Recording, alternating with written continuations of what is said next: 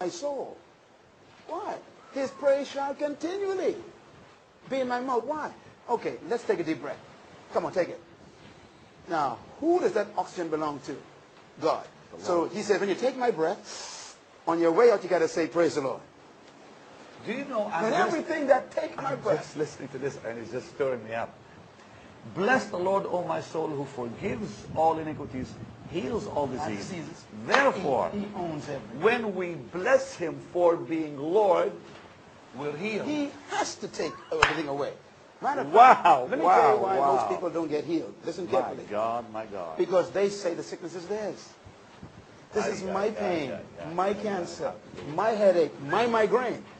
You need to say, look, this body is the temple of the Lord. Absolutely. Everything in it, including the virus, is his property. Now, you know, if you give God cancer, he's going to take it out of his body. Jesus said to the man who was blind, the man says, Jesus, thou son of David. David was a king. He never said, Jesus, son of Abraham. Abraham was never a king. That's a different story. Whoa. Brother, wait a minute.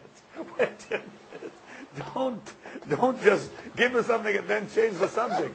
That is powerful. Of course it is. Jesus. He realized he was a king for him to call him son of David. Jesus never associated himself with Abraham. Abraham, we love Abraham. But Jesus said, when they told Jesus. I'm sorry, I'm just having my own praise break right now. I'm not even listening to him. I'm just having a marvelous time. Did you hear what he said? Jesus, son of David. A son of David is a king. Bartimaeus, I got to say it. Go for it. Bartimaeus realized Jesus is a king. And that was it. His healing was obvious. That's why he was healed. Isaiah chapter 9. My God. Read it again. Verse 14. For unto us a child is born, a son is given, the government to be upon his shoulders, and he shall reign on the throne of David. Whoa. And over his kingdom. There shall be no forever. end. There shall be no end. In other words, Jesus, listen to me. We in religion have elevated Abraham, which is not bad. I appreciate Abraham.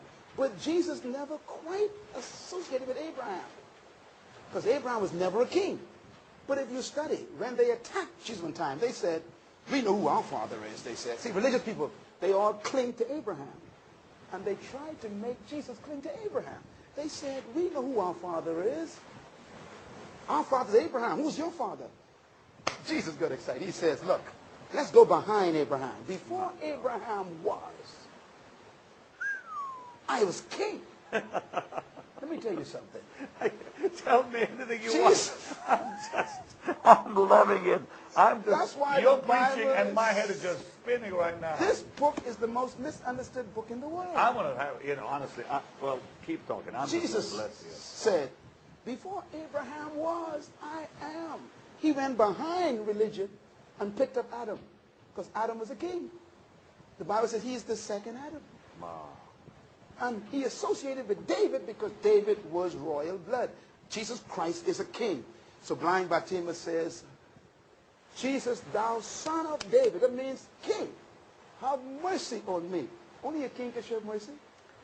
You know, you're answering questions that I'm sure people have had in their minds for so long, including me. You know what I've wondered? Why some are not healed? Maybe a partial answer is because they haven't realized what belongs to them as the children of the King. Absolutely. You know, whenever we see Jesus in the scriptures, he's connected to David, root of David, seed of David. You're just unlocking something here. Because you see, when I say the king owns everything, he owns your body. Well, of course he does. Now, there are two words in the kingdom you never want to use. The first word is independence. That's so true. Because independence is a rebellion, declaration of your refusing to submit to the king. It's rebellion. And the second word is ownership. We don't own a thing, you're right. Jesus one time wanted a donkey. He said to Peter, go to the next town. You're going to meet a man with a donkey and a colt. He doesn't know this guy. No one knows the guy. He says, when you meet him, tell him, give you the donkey and the coat. Now watch Jesus now. Remember, he is owner by creative rights. He created everything, so he owns it. He says, if the man asks you, who sends for my donkey and my goat? He says, you tell him the Lord wants it. Are you watching my floor director here? She's glued to you, brother. I mean, usually she's paying attention to what they tell her to do, but she's glued to you. In other words, the man had a donkey and a coat, my Lord. and he thought they were his, all these. Are you cameramen listening to any of this? I know the people are, but are you guys listening to any of this? Please see all the cameramen, because most times when we do programs, my cameraman, floor director, they're paying attention. Because they are just what Jesus said. Jesus says, all men are seeking for the kingdom. Wow. So the man thought the donkey was his all those years. He cleaned him. He scrubbed him down. He even made sure donkey produced a coat. But all the while, he was simply a steward. There are people watching the program right now who say they got $2 million in the bank. My suggestion to them is, if you own it, that's all you got. But if you realize that you're just a steward, and that's the property of the king. Is that why we have to tithe? That's the point. Tithing is a reminder to the king that you acknowledge that you don't own the rest of it. Whoa. God doesn't need your money. But when you give him something, you're telling him, just a reminder that I know I don't own none of this, so let me prove it. Let me give you your stuff back.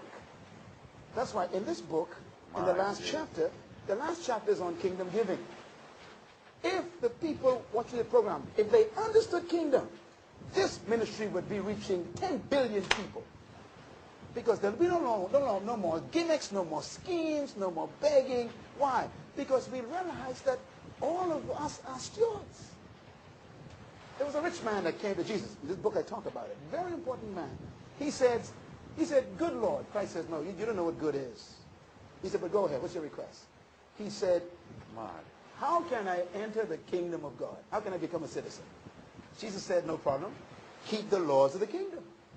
He says, I always keep the laws. From a child, I kept the laws. Christ says, really? So that means you're a citizen of my kingdom then. He said, let me test you.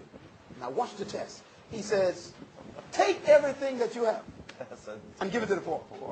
In other words, if I'm your king, you don't own that. So if I tell you give it to that guy over there, you got to give it because it ain't yours. It says the young man walked away sadly. Response from Jesus. He said, Peter, how hard it is for a rich man who thinks he owns everything to enter kingdom living. I'm buzzing. Please forgive me.